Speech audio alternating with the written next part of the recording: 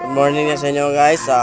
Natay ko nila guys. Baligay itlog guys. Kung willing na mapalit sa atong itlog diri guys. Ang plato kay guys. Lami kay itlog guys.